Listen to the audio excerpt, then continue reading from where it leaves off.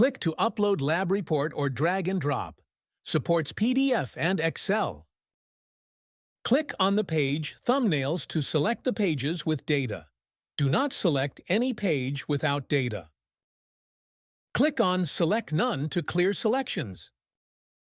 Now click on Select All to select everything. Next, click to select the soil standards you need to compare with. Hold the Control key on your keyboard to select multiple standards. Afterwards, click to choose whether to highlight MDL or RL issues. Next, click on Process Selected Files to start processing. Click to review processed pages. Identify if anything looks off.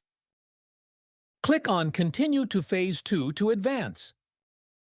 Click on Skip to bypass this parameter or enter CAS number manually.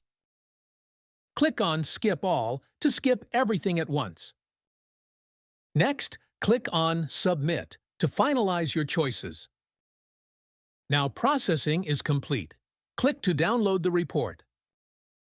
The report is in Excel format, starting with a table that includes all sample results compared with the standards selected. RL or MDL issues are highlighted in yellow. Exceedances will be highlighted in gray. The corresponding standard will be bolded. Click to view the summary sheet.